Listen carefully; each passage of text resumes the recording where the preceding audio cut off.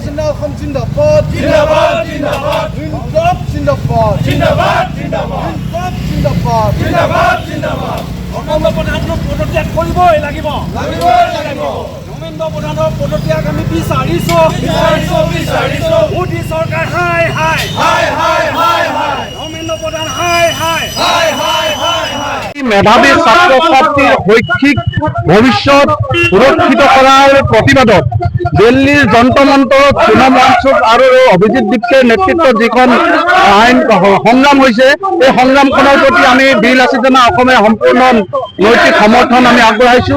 আমাৰ কথা হ'ল এইখন কেৱল অভিজিৎ দীপকে বা সোণম ৱাংচুকৰ সংগ্ৰাম নহয়, এই সংগ্ৰাম হ'ল অসমৰ ভাৰতবৰ্ষৰ কোটি কোটি ছাত্ৰ ছাত্ৰীৰ শৈক্ষিক ভৱিষ্যত সুৰক্ষিত কৰাৰ সংগ্ৰাম।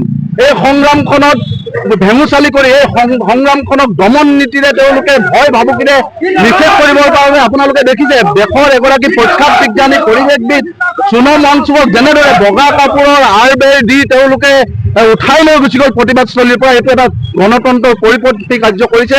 তাৰ কাৰণে আমি মোদী চৰকাৰক তীব্ৰভাৱে নিন্দা কৰিছো, গৰিহণা জনাইছো আৰু বীৰ লাচিত অসমৰ মজিয়াৰ পৰা আমি ক'ব বিচাৰিছো এই সংগ্ৰামখন ন্যায় সংগ্ৰাম, এই ন্যায় প্ৰাপ্তিৰ সংগ্ৰাম, কোটি কোটি ছাত্ৰ ছাত্ৰীৰ শৈক্ষিক ভৱিষ্যত সুৰক্ষিত কৰাৰ সংগ্ৰাম।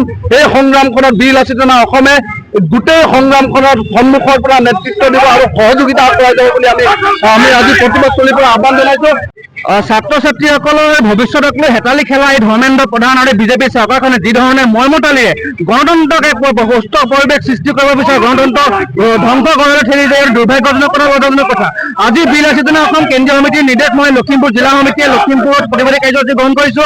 আমাৰ স্পষ্ট কথা যে নীট পৰীক্ষা কেলেংকাৰীৰ লগত জড়িত আটাইকেইজন বিষয়ববীয়াক কঠোৰ শাস্তিৰ ব্যৱস্থা দিব লাগিব। গণতন্ত্ৰক জীয়াই ৰখাৰ ক্ষেত্ৰত বিজেপি চৰকাৰে কাম কৰিব লাগিব। ছাত্ৰ ছাত্ৰীৰ সুৰক্ষিত ভৱিষ্যতৰ কাৰণে এখন চৰকাৰে কাম কৰিব লাগিব আৰু সমগ্ৰ ভাৰতবৰ্ষৰ ছাত্ৰ ছাত্ৰীসকলৰ ভৱিষ্যতৰ সুৰক্ষাৰ কাৰণে এই ধৰ্মেন্দ্ৰ প্ৰধান নামৰ শিক্ষামন্ত্ৰীজনে শীঘ্ৰে পদত্যাগ দাবী জনাইছে।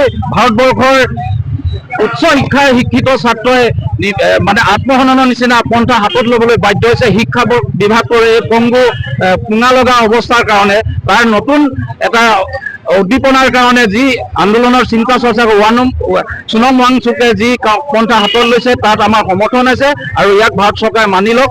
আগন্তুক দিনত শিক্ষা ব্যৱস্থাটো নতুনত্বৰে যি প্ৰণালী আৰম্ভ কৰিছে এই প্ৰণালী সফল হ'ব বুলি আমি আশাবাদী।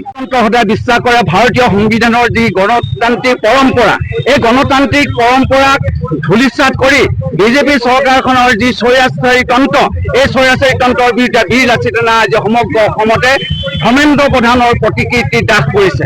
যে কথা হ'ল যে ভাৰতবৰ্ষ যিহেতু গণতান্ত্ৰিক শাসন ব্যৱস্থাৰে পৰিচালিত এখন দেশ, কিন্তু এই গণতন্ত্ৰৰ অধিকাৰ নাগৰিকৰ সাধাৰণ যিটো মৌলিক অধিকাৰ, এই মৌলিক অধিকাৰ খৰ্ব কৰি চৰকাৰখনে যি স্বৈৰতন্ত্ৰ আশ্ৰয় লৈছে ই ধিক্কাৰজনক, ই অতি দুৰ্ভাগ্যজনক।